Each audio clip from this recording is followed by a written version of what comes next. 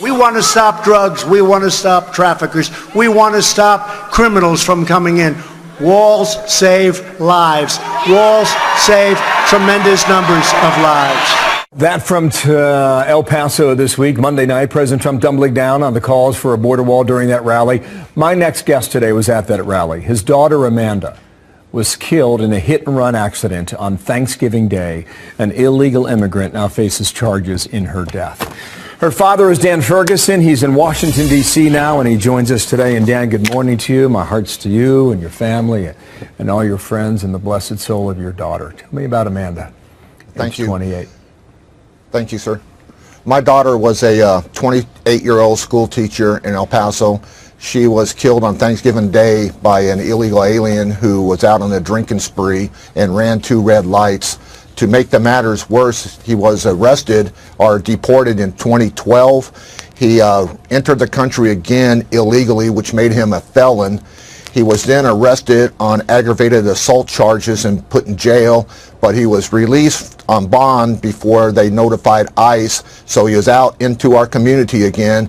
That's when he went on his drinking spree and ran 2 red lights, killing my daughter while she was in a crosswalk. That's so tragic here. Sir, you're looking for more immigration reform. You want a wall. I don't know how extensive you want that, but you also want to crack down on deportation. But he was already deported and came back into the country. So you must be exceedingly frustrated when you hear calls like that. When they come back to the country the second time, it is a felony. When they break the law and are arrested, they are required to notify the ICE agents, and that was not done. And thus he got out on bond. Why not, sir? It's a good question. That's a good question. I've asked, and my attorneys have asked, but we have no answers. What is your message in Washington, D.C.? We are here with the angel dads and angel moms. We are hoping to meet with Miss Pelosi this afternoon. We want to show her that we're not a bunch of crazy people. I'm a retired educator from Texas. My wife is an assistant principal at an elementary school. My son is a coach and a teacher at a middle school. My daughter was a teacher. We are the American citizens that President Trump is trying to protect. I lived in El Paso for 45 years. I've seen the results before the wall and after the wall. When I was in school in El Paso, there were gangs rampant throughout our city. When I did my student teaching at an elementary school, I used to watch Border Patrol agents chase down illegal aliens and tackle them in the playground of our school. That was before the wall. After the wall, all these incidents had stopped. It's been almost 3 months, and I'm certain that you replay these moments back in your mind every day and always will. Do you think immigration reform, as you define it, would have your daughter still with you today? Yes, I do. I think I'm a firm believer. If they would have notified ICE and they would have picked this guy up after his assault on his neighbor. He knocked his neighbor's front teeth out. If they would have notified ICE on this aggravated assault, ICE would have had a detainer on this guy. He would not have been out working at a bar illegally and been able to go on drinking binges and run over my daughter and kill her. They didn't even let me see my daughter's body. She was so badly hit. Her legs were broken in 8 different places. She had 5 skull fractures. She had 10 broken ribs. Her lung was punctured. She died instantly. And this is why sanctuary cities and things like that, where they release these people back into the community, it doesn't need to happen. These people are killing our children. I can hear it in your voice, sir. Thank you for sharing your story and how tough it is. And good luck in Washington with Speaker Pelosi and the President. House Speaker Nancy Pelosi tonight urging House lawmakers to join her effort to shut down the president's national emergency declaration. She's expected to get the measure to a vote tomorrow. So let's bring in California Republican Devin Nunes, ranking member of the House Intel Committee, for his take. Great to have you with us tonight, sir. What do you make of this vote tomorrow?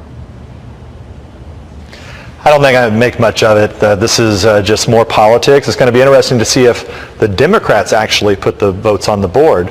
I have a funny feeling that they won't get all of the Democrats to vote for it. There'll be a lot who actually do want border security in this country, and you'll get virtually no Republicans.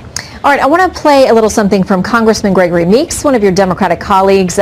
He says that Democrats have to rein in the president because he's gone completely out of control. Here's what he says. the American people understand that we have a president that is continually trying to divert from around the Constitution, and, you know, as his friends Kim Jong-un and Vladimir Putin, that he wants to be, he does not want to follow democracy. Congressman, your response? Well, if you go back in time, the facts are that the Obama administration was the one that were very close to Putin.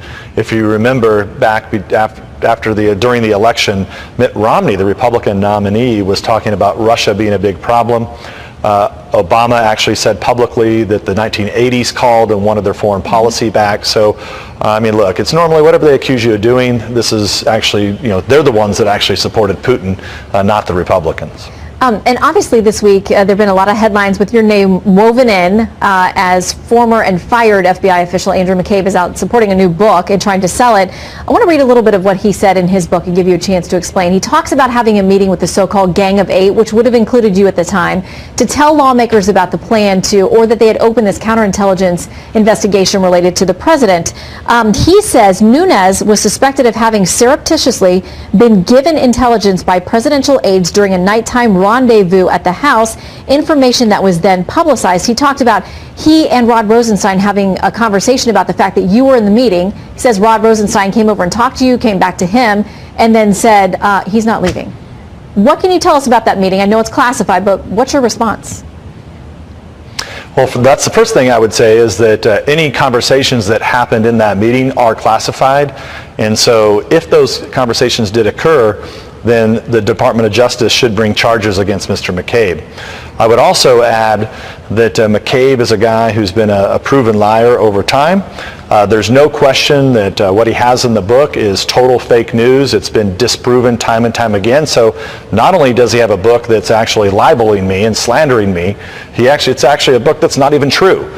And so, you know, you take stuff from fake news, you know, this whole idea that I had went to the White House to do something in the middle of the night. It was bogus all the time. The mainstream media can say it as many times as they want, but the fact of the matter is it never happened. So we're going to continue to fight this out in the public. We'll continue to get the truth out. And if we have to, we'll take it to the courts. And quickly, do you think he'll face any legal repercussions? Because nearly everyone that's gotten caught up in the Mueller investigation that's faced trouble, it's been for lying to investigators or lying to authorities. You're saying that's what he's doing now. Yeah, so I mean, he should. I mean, we already know from the Inspector General's report that he had lied. Clearly candor. Now, if he's well, okay, I'm not gonna get over the nuance of that. But the bottom line is that even from his book, if this book is true, he should be prosecuted on that, leaking information from the Gang of Eight, and also obstructing a congressional investigation by trying to keep me and others from receiving information. And how much additional information did we not get that we should have gotten at the time? My guess is a whole bunch, because remember, and I'll just make this final point, we still don't have the scope memo of the Mueller investigation, meaning that we don't know what Mueller's actually looking at. My guess is it's the dossier that was paid for by the Democrats that came directly from the Russian government. Yeah. Congressman, thank you very much for your time tonight. We understand there's no mention of the dossier in the McCabe book. We'll see you soon. The president just said that he will declare a national emergency when he signs this bill. Do you still plan to file a legal challenge if and when he does that, and how quickly would you do that? Did I ever say I was filing a legal challenge? You said Democrats... I may. That's an option, and we'll review our options. But it's important to note that when the president declares this emergency, first of all, it's not an emergency, what's happening at the border. It's a humanitarian challenge to us. The president has tried to sell a bill of goods to American people. But putting that aside, just in terms of the president making an end run around Congress, here he said, let us respect what the committee will do, and then walks away from it. But in any event, the president is doing an end run about Congress, about the power of the purse. You've heard me say over and over again, Article 1, the legislative branch, the power of the purse, the power to declare war, many other powers listed in the Constitution, and, of course, the responsibility to have oversight. So the president is doing an end run around that. We will review our options. We'll be prepared to respond appropriately to it.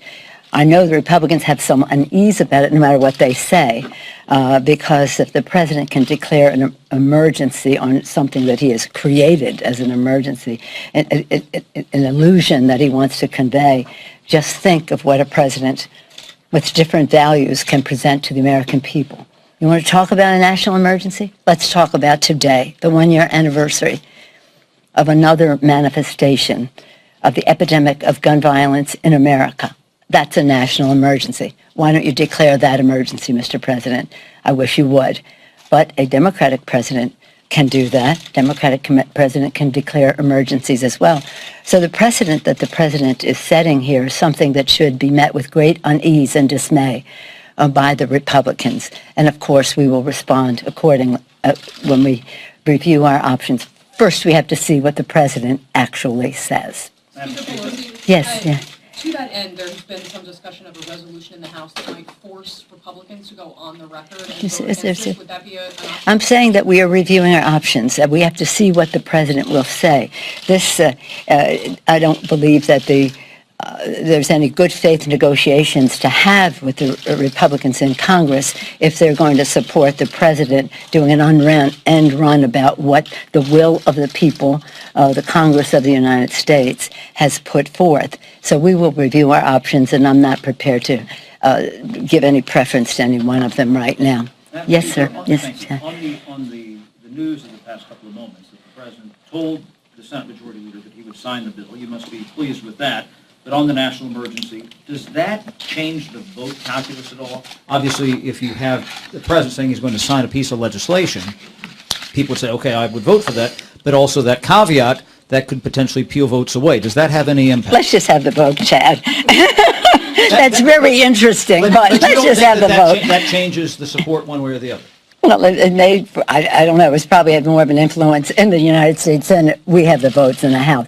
But it is interesting to see how the president has said to the Republican leadership in the Senate, Senator Shelby, a senior appropriator, the chairman of the Appropriations Committee there, respected leader in the United States Senate. I don't have confidence in what you did, even though the president failed to convince the American people and their representatives in Congress of his position. But let's just see what the votes are. Who knows what the calculus is on the other side? I don't... Doesn't affect your side of the aisle, though. No.